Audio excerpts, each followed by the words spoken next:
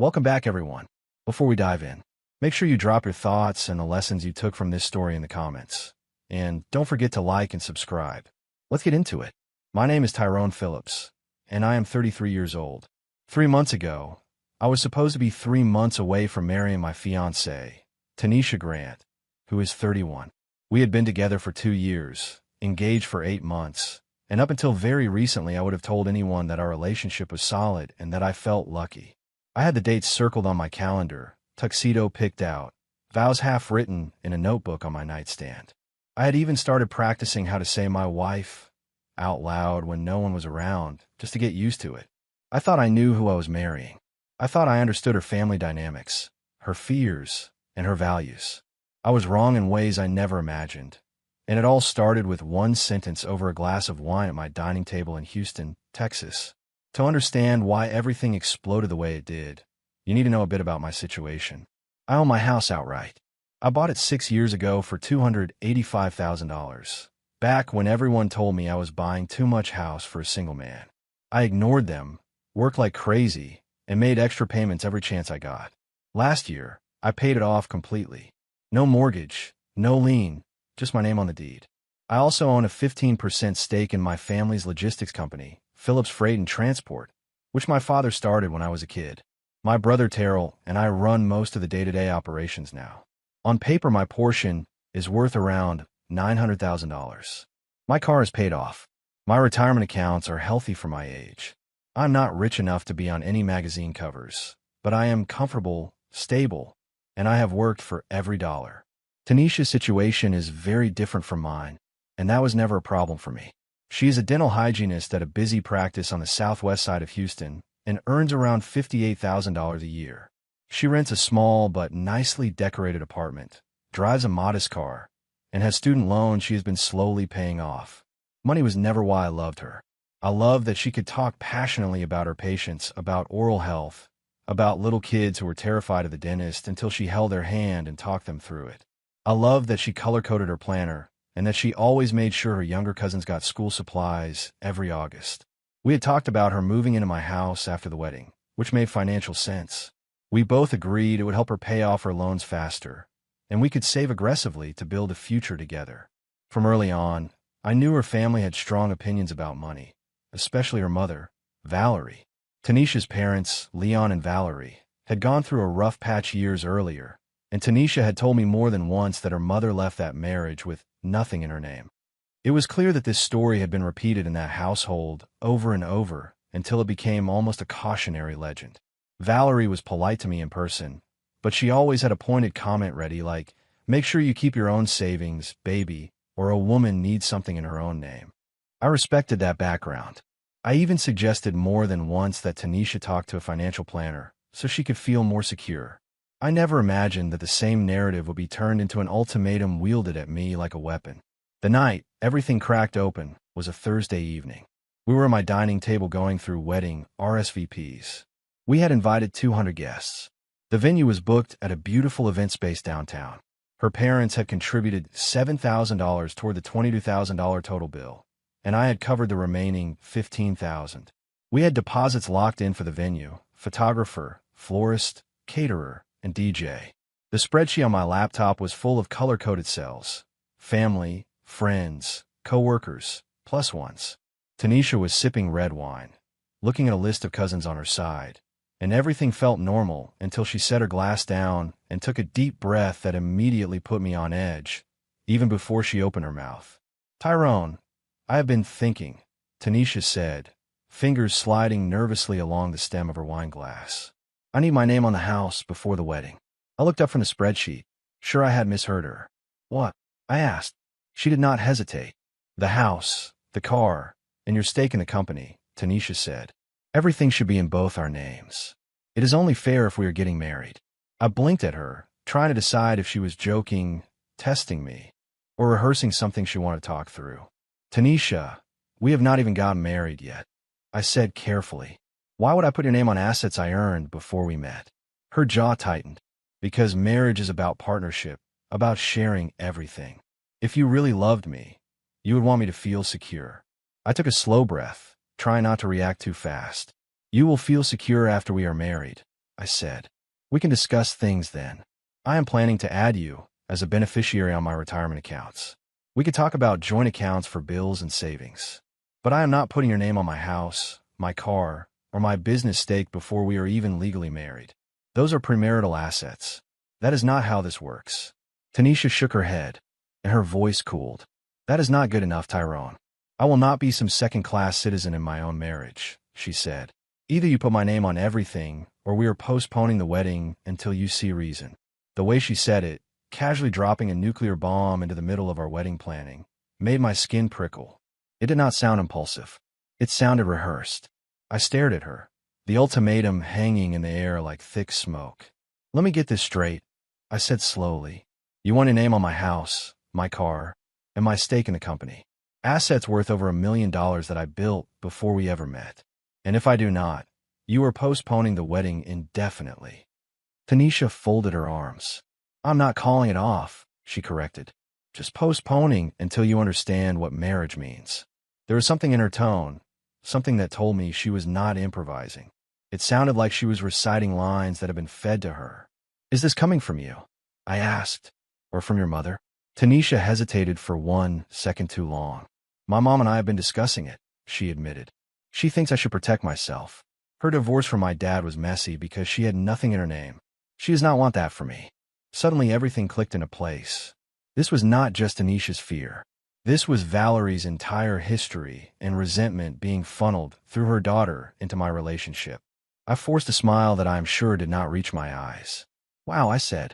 That is really a reasonable boundary you're setting there, Tanisha. Really reasonable. She smiled, missing the sarcasm completely. I am glad you understand, she said. My mom said you would fight me on this, but I knew you would come around once you thought about it. I nodded slowly. You were right about one thing, I said. I need to think about it. Since we were postponing the wedding, I should probably handle some logistics. Tanisha leaned over and kissed my cheek like she had just asked me to pick up milk. Thank you, baby, she said. I knew you would see reason. I excused myself and walked calmly to my home office, shutting the door behind me. As soon as the door latched, the comm dropped. I sat at my desk, stared at the family photo on my monitor wallpaper, then picked up my phone and made 3 calls. First was to my friend and lawyer, Rashad Miller. When he picked up, I skipped all pleasantries. Rashad, if a fiancée demands you put her name on your house, car, and company stake before the wedding, what do you call that? I asked. He laughed at first. I call that a joke, Rashad said. Why? Someone actually said that to you. I told him the whole conversation word for word. The laughter died fast. Tyrone, do not put her name on anything, Rashad said, his voice turning serious. That is insane. If you break up, she walks away with half your assets without ever having been married. She can claim you gifted joint ownership during the engagement. That is a hard no. You need to protect yourself. What happens if we actually get married later? I asked, still trying to see if there was some generous middle ground. You can talk about a prenuptial agreement, Rashad said. You can talk about how you want to handle joint property going forward. But what she's asking for now, pre-marriage, is a huge red flag. The fact that she is tying it to the wedding date makes it even worse. That is leverage, not love. Also, do not underestimate her mother in this. If Valerie is behind it, she may try other ways to get access to your assets. I pinched the bridge of my nose. So legally I am in the clear to say no, keep everything separate, and not move forward. I asked. Absolutely, Rashad said. In fact, I'm telling you as your lawyer and your friend, you should not move forward with the wedding at all unless this demand disappears completely and you're satisfied that this mindset is gone. But that is your call. After I hung up with Rashad, I called my brother Terrell.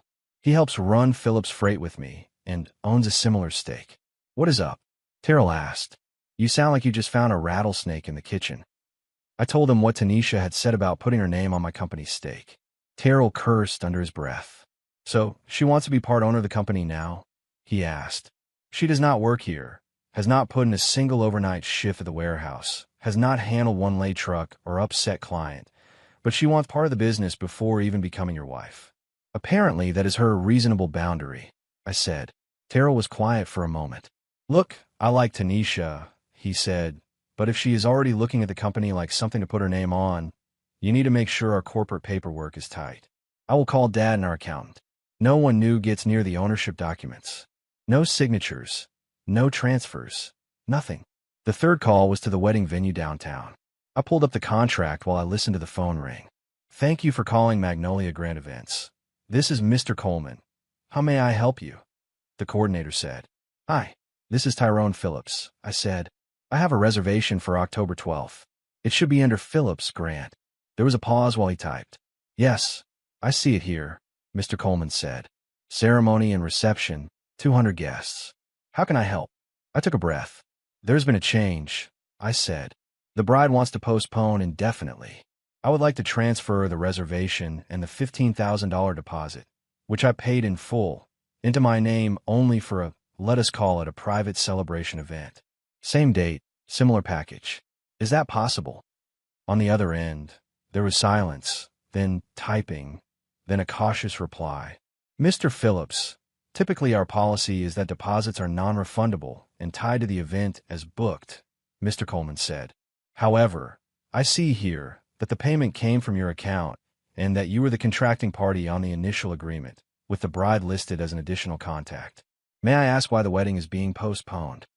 "Because the bride has just informed me she will not marry me unless I transfer ownership of my house, car, and business stake into both our names before the ceremony," I said calmly. I declined. "She has postponed the wedding indefinitely. I would still like to use the venue and services I paid for on that date. I'm not asking for a refund, only to redirect the event." There was a long pause. Then Mr. Coleman said, "Let me speak with my manager, please. May I call you back at this number?" I told him yes and hung up, my heart pounding in my chest. 20 minutes later, my phone rang again. "Mr. Phillips, thank you for your patience," Mr. Coleman said. "I spoke with our manager. Because you paid the deposit in full with your personal funds, and because you are listed as the primary client, we can transfer the reservation to your name exclusively. The $15,000 will stay with the venue and be applied to a private event for you on October 12th. You would need to sign updated paperwork clarifying that this is no longer a wedding reception." Relief washed through me, followed by a strange, petty spark of satisfaction. "That is perfect," I said. "I will come by tomorrow morning to sign whatever you need." We arranged a time. When I hung up, I sat in silence for a minute, listening to the muffled sounds of Tanisha watching television in the living room, completely unaware that I had just turned our wedding into something else entirely. The next day, I drove downtown to the venue. The October air in Houston was thick but not unbearable, and the lobby of Magnolia Grand Events smelled faintly of lemons and fresh flowers. Mr. Coleman met me with a professional smile and a printed packet of paperwork. "Just to confirm, this will now be a private celebration event?" he asked. "Correct," I said, and I signed each page slowly, making sure my name, and only my name, was on every line labeled client. When we finished, he handed me copies. "We will keep your menu and vendor arrangements unless you notify us otherwise," he said. "Is there anything else you would like to adjust?" I thought for a moment, then said, "Yes. Change the description in your system from wedding reception to Phillips Independent Celebration." Mr. Coleman's eyebrows lifted in curiosity, but he typed it in without comment. That Friday afternoon, back at home, I drafted a text message to Tanisha and read it 3 times before sending. "You said we are postponing the wedding until I meet your terms," I wrote. "I respect your boundary. Since I paid for the venue deposit, I have moved the reservation to my name only. You are welcome to make new plans when you are ready. Also, I think we should take a break while you figure out what you want. Please do not contact me unless it is to arrange picking up your belongings from my house." I hit send and watched the message status switch to delivered. Within seconds, my phone started ringing. Tanisha called once, then again, then again. In less than 10 minutes, I had 16 missed calls and a string of unread messages piling up. I declined every call, set my phone face down on the desk, and stared out the window until the ringing stopped. The next morning, there was a knock on my door that had a very specific rhythm to it, sharp and impatient. When I opened it, Valerie stood on my porch, designer purse on her shoulder, hair perfectly styled, eyes blazing. "Tyrone, we need to talk about this nonsense," she said as she marched past me into the foyer without asking. "Good morning, Valerie," I said, keeping my voice level. "Do not good morning me," she snapped. "You canceled my daughter's wedding." I closed the door behind her. I did not cancel anything, I said. Tanisha postponed the wedding indefinitely because I will not transfer ownership of my assets to her before the marriage. I simply rearranged my finances accordingly. Valerie whirled around. You stole the venue deposit, she said. You took what was meant for Tanisha's special day. I folded my arms. I paid for the venue deposit, I said. The money came from my account. I have receipts. I redirected my own money into an event in my name. That is not theft. Valerie's lip curled. You are punishing her for having boundaries, she accused. No, I replied.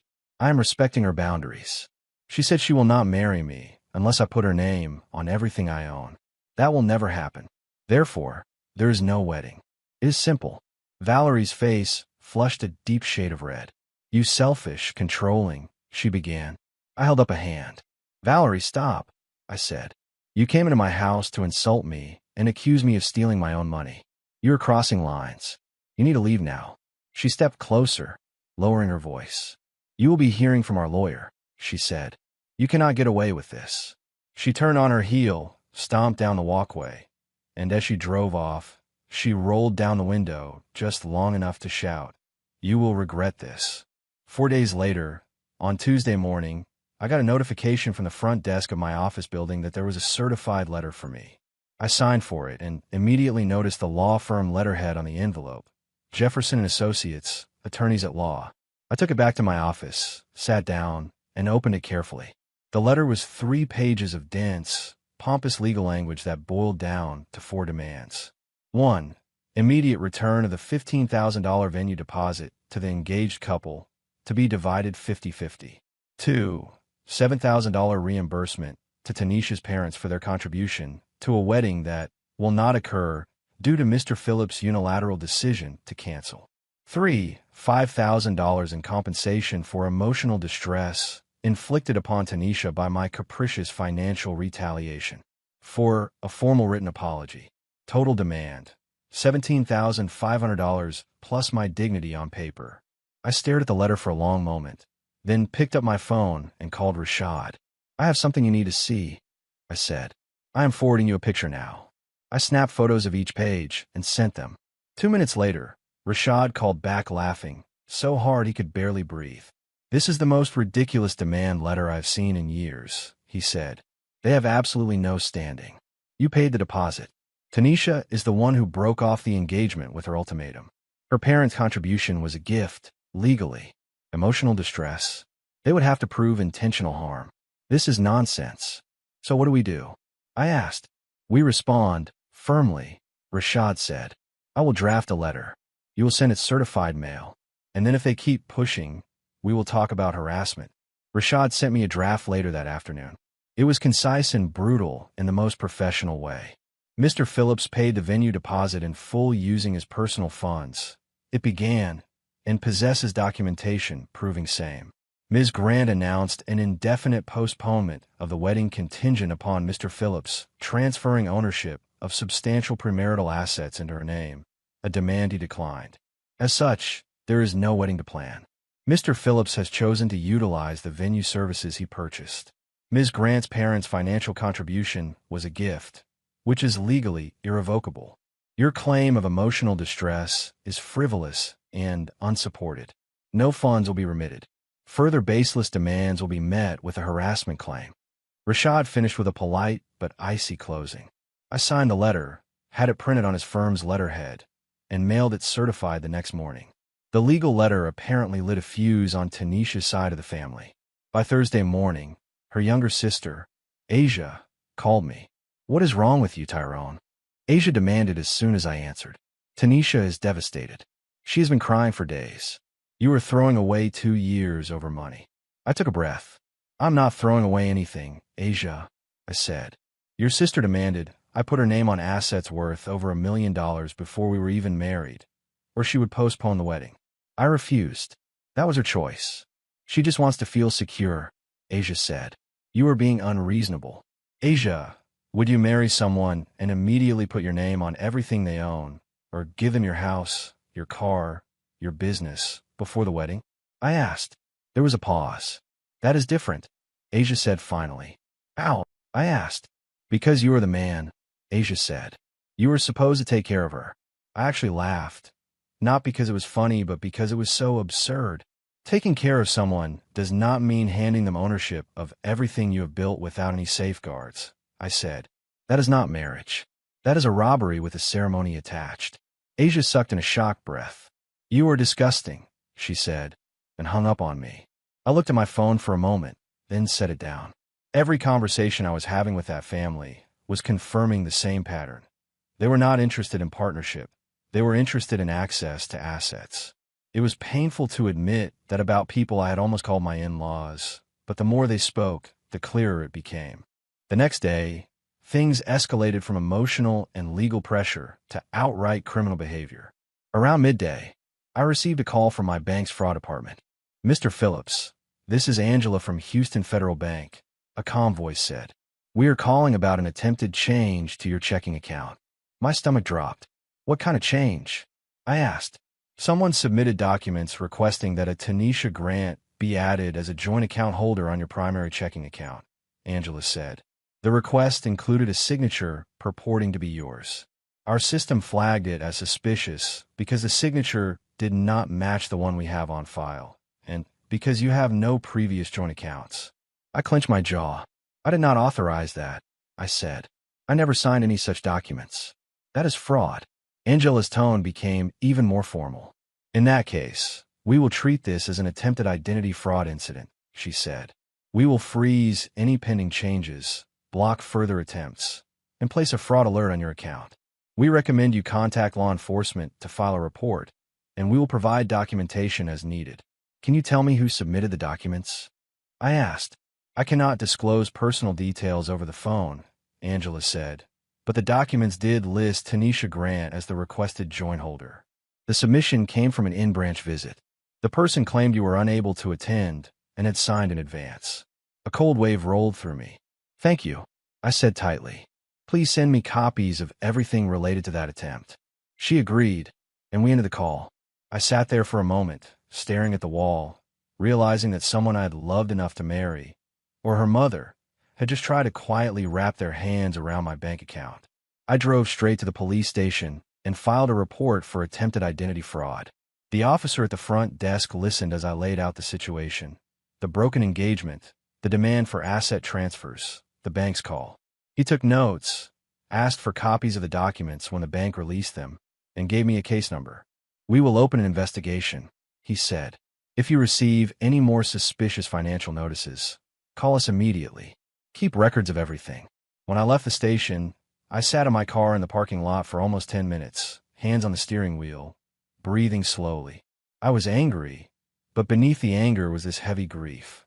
I kept replaying Tanisha's laughter in my kitchen, the way she had curled against me on the couch, and I had to accept that the same person, or at least the same family, was now moving against me like an enemy.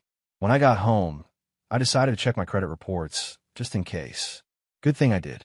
There were 2 recent inquiries I did not recognize. One was from my own bank, related to the attempted joint account. The other was from a credit card company I had never used. I called their customer service line and eventually reached their fraud department. We have an application here for a joint credit card in the names of Tyrone Phillips and Tanisha Grant, the representative said. It was flagged because some data did not match what we have on file for you. I did not apply for that, I said. Please cancel it, and note that it was unauthorized. They assured me it had not been approved and would be destroyed, and they also recommended that I keep an eye on my reports. When I hung up, I immediately called Rashad again. She is trying to forge joint accounts now, I told him. The bank, a credit card. Who knows what else? Rashad exhaled sharply. Document it all, he said. Get copies of the bank documents, the credit application, the fraud alerts. This actually helps you if they try to pursue any more legal nonsense. It shows a pattern of intent to access your finances without permission. Also, if this ties back to her mother, it could turn into more serious charges. I already filed a police report, I said.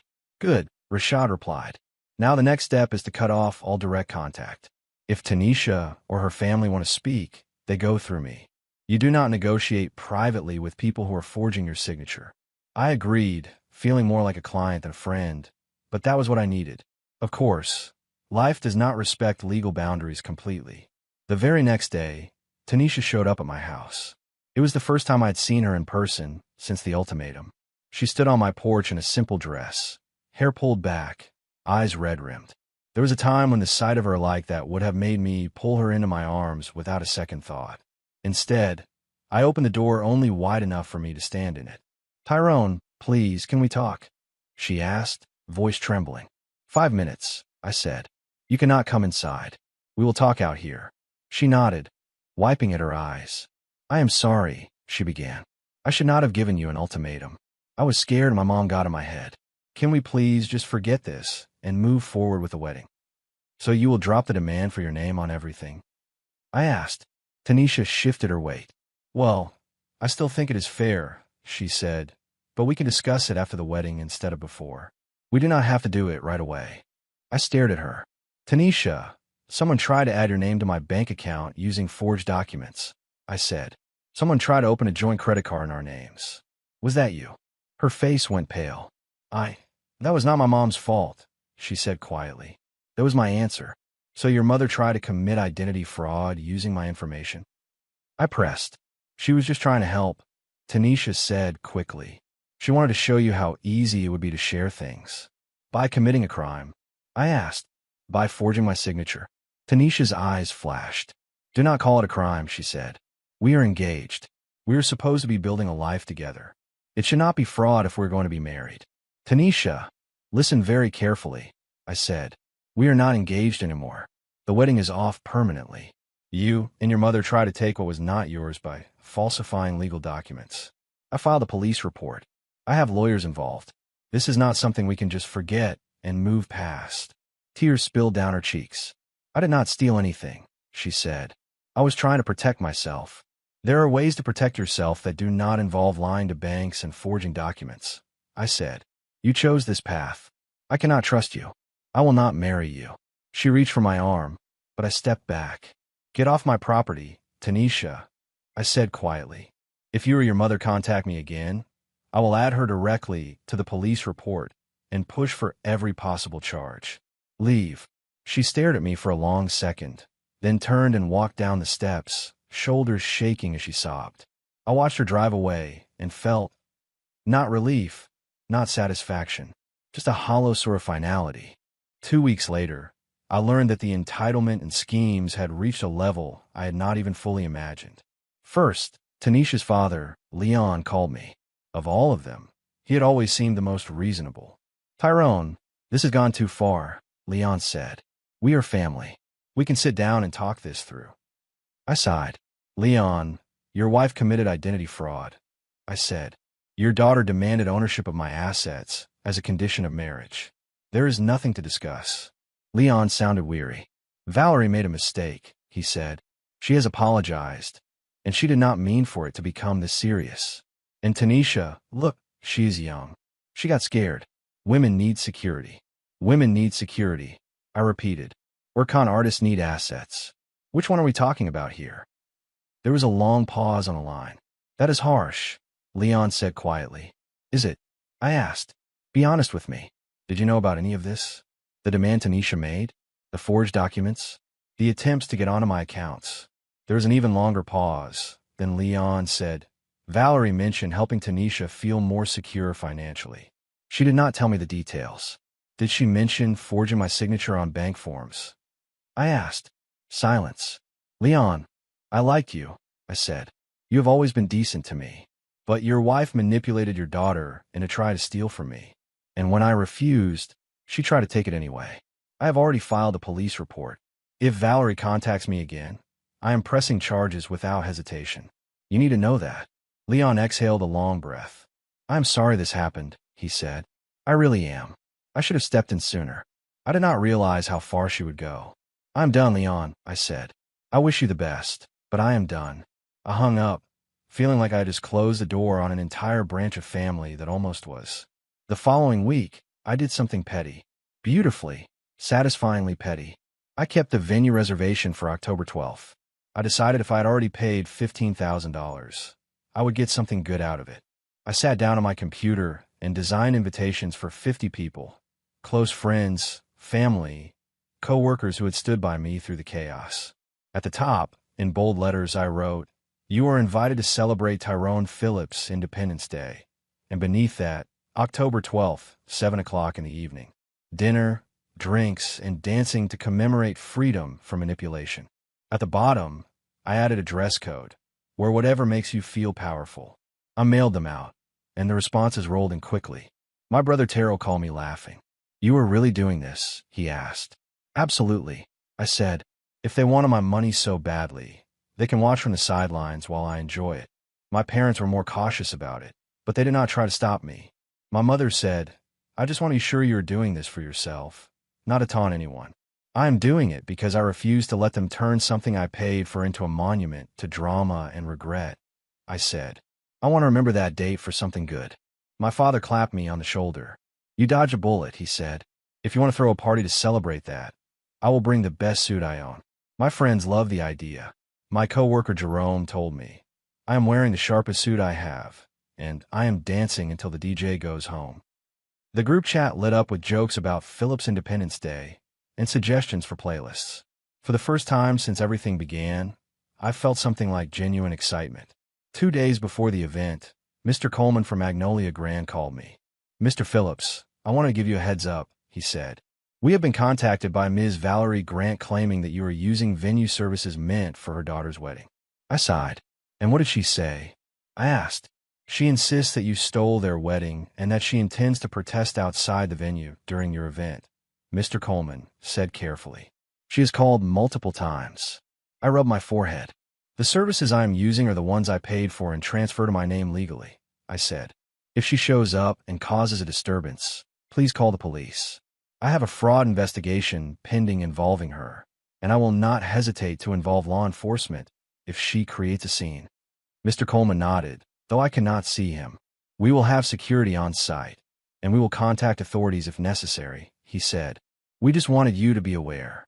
October 12th arrived.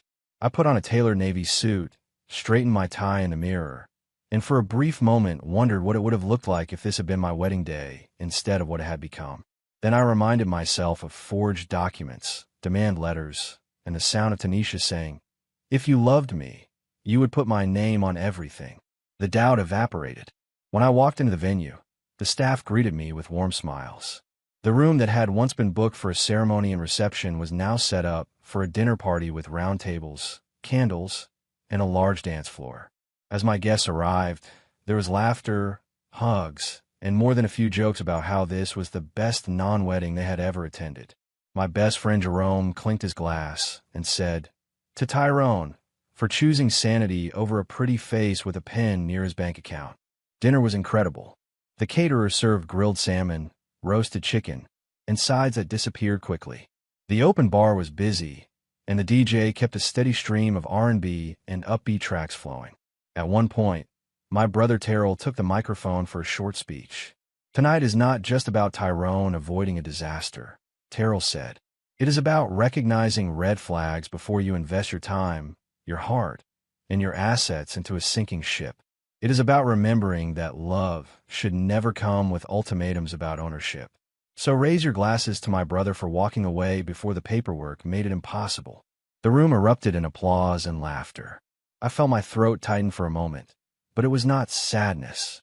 It was a strange blend of gratitude and relief. And then, because the universe has a dark sense of humor, Valerie showed up. She stood on the sidewalk outside the venue in a bright dress, holding a homemade sign that read, "This man stole my daughter's wedding." Some guests noticed her through the front windows and quietly pointed her out. I watched from inside as she paced back and forth, shouting at arriving guests that I was a thief, that her daughter's heart had been broken, that I owed them money. Venue security came over and spoke with her. She waved her sign and refused to leave. Someone at the venue called the police. 2 officers arrived, listened to Valerie's tirade, and then looked up at the building. One of my groomsmen from the almost wedding, Marcus, stood by the window recording the entire thing on his phone. The officers asked Valerie if she had a legitimate reason to be on the property. She did not. They asked her to leave. She refused. She raised her voice, pointing at the building and insisting that this is supposed to be my daughter's special day. Eventually, after multiple warnings, they arrested her for trespassing and disturbing the peace. From inside, We watched as they walked her to the patrol car, her sign hanging limp at her side. She kept shouting about stolen weddings and broken hearts, but no one outside seemed to care. My brother Terrell quietly raised his glass and said, "To dodging bullets." Everyone at my table lifted their glasses with him. It was, without exaggeration, the best $15,000 I have ever spent. In the 6 weeks after the party, the fallout from Valerie's choices kept unfolding. The identity fraud case moved forward. The police investigation revealed that Valerie had not just tried once to access my finances. She had attempted to forge documents 3 separate times. The first was the attempt to add Tanisha to my bank account. The second was the joint credit card application. The third, which I had not known about, was a fraudulent quitclaim deed submitted to the Harris County Recorder's Office, attempting to add Tanisha's name to my house title. The county caught it because the signature did not match what they had on file, and they called me to verify. I only learned about that third attempt when the detective handling my case told me about it during a follow-up interview. Valerie was eventually charged with 3 counts of identity fraud and 1 count of attempted theft by deception. When the case went before the judge, her lawyer tried to argue that she had been acting in her daughter's best interests, that she did not understand the legal ramifications, that she was simply overprotective. The judge was not amused. "Ignorance of the law is not a defense," the judge said. These were not impulsive actions.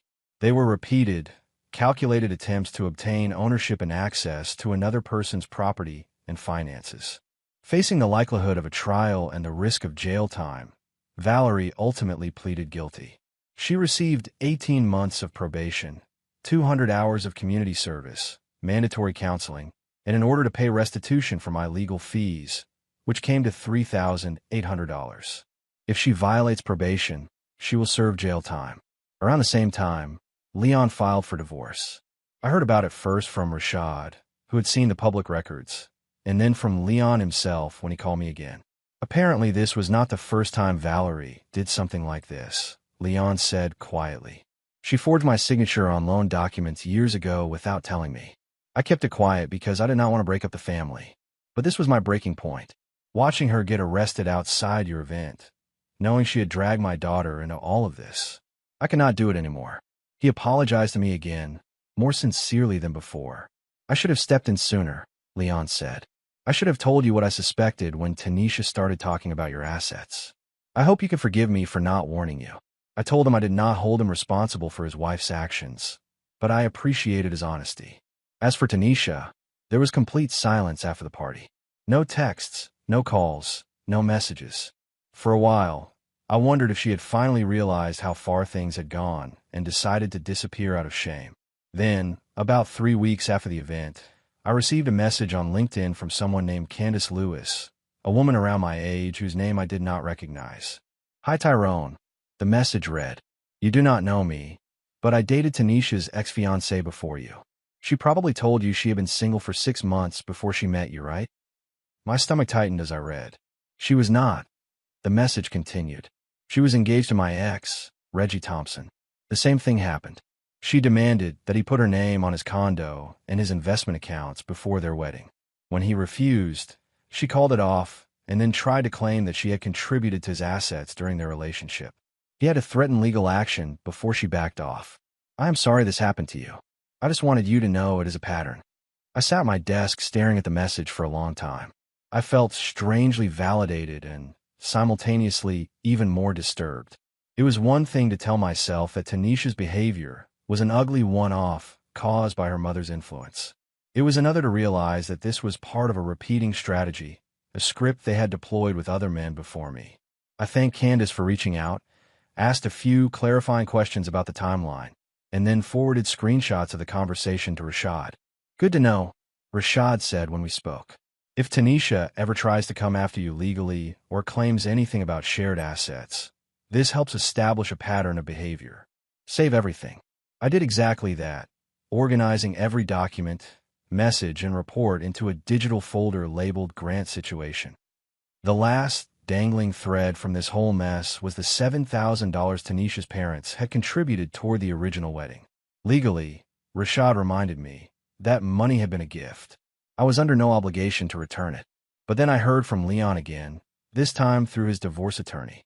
Apparently, Valerie had used joint savings, funds Leon had not agreed to spend, specifically to contribute that amount to the wedding. The attorney's letter explained that Valerie had done so as part of a plan to help Tanisha entangle herself in my finances. Since there had been no wedding, Leon requested reimbursement of the $7,000 as part of the divorce proceedings, arguing that the money should not have been spent in the first place. I read the letter twice and thought about Leon's exhausted voice on the phone. In the end, I decided to send him $7,000. Not because I had to, Rashad was clear that I did not, but because Leon had been caught in the crossfire of his wife's schemes as much as I had. I called him first. "Leon, I will send the $7,000, I said. "You did not agree to that money being used that way, and I am not interested in fighting you over it." Leon was quiet for a moment, then said, "You do not have to do that, Tyrone." "I know," I said, "but it seems fair. You lost a lot in all of this. I am in a position to absorb that loss. Consider a clean break." A few days later, I wired the funds. Leon sent me a short message afterward. "Thank you. I hope someday you find someone who deserves the kind of loyalty you try to give my daughter." Life gradually settled into a new normal after that. My Independence Day party became something of a legend among my friends. People brought it up at barbecues and game nights. "Remember when Tyrone threw a full reception to celebrate not getting married?" Jerome would say, and everyone would laugh. My brother started using the phrase Phillips Independence Day whenever someone in our circle finally left a toxic relationship or walked away from a one-sided situation. Even the venue coordinator, Mr. Coleman, sent me a thank you note afterward. He wrote, "Your event was one of the most memorable we have hosted."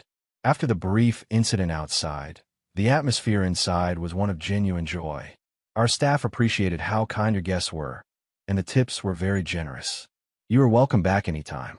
A month after the party, I sold my house. Not because of Tanisha or any lingering ghost she left behind, but because I had been thinking about downsizing even before the engagement. The house was larger than I needed, and with the company doing well, I wanted to move closer to our main warehouse to cut down on my commute.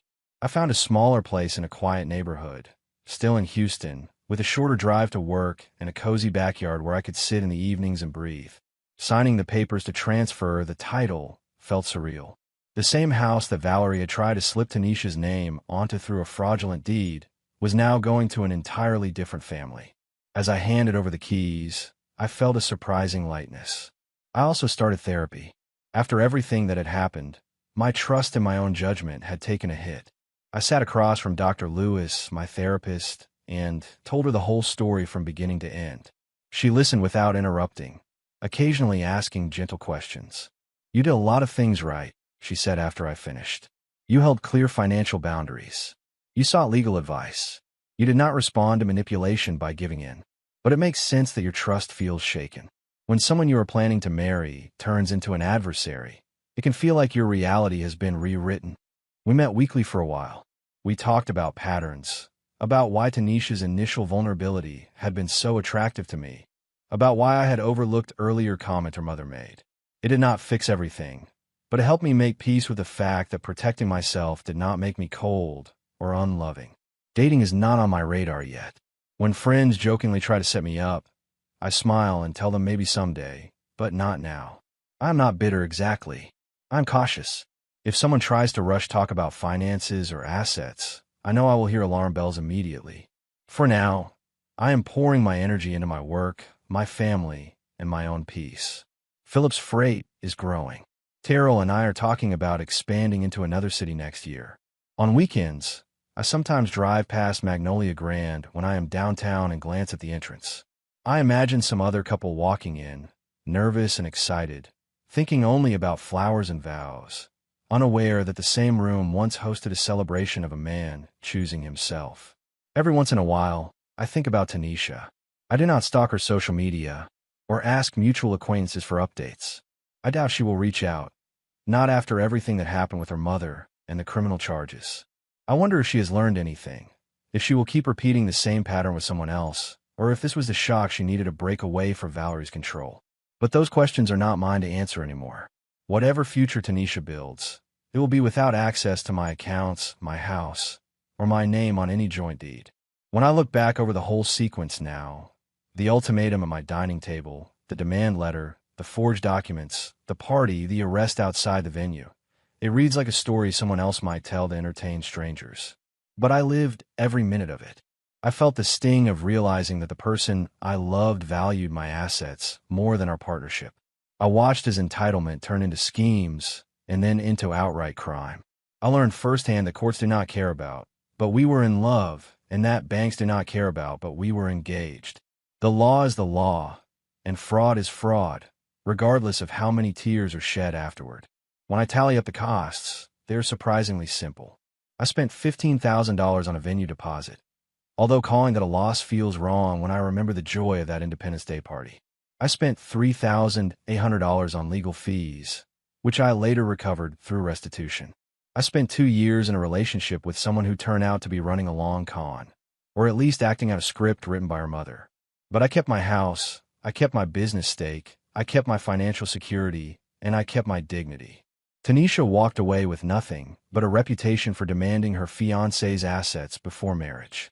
Valerie ended up with a criminal record and a divorce. Leon finally reclaimed his self-respect by standing up to his wife. As for me, I took the lesson and moved forward. The revenge, if you can even call it that, was not elaborate. It was not some meticulous plot to ruin anyone. It was just boundaries. Hard, immovable boundaries enforced by law, by common sense, and by a refusal to be bullied out of what I had earned. I did not need to destroy anyone. All I had to do was say no, document everything, and let their own actions catch up with them. Sometimes the most powerful thing you can do when someone believes they are entitled to everything you have is to refuse to be a victim, and then throw an unforgettable party with the money they thought they were entitled to. If you enjoyed this story, please like, comment, and share this video with your friends. Subscribe and turn on the notification bell so you never miss a powerful story drop.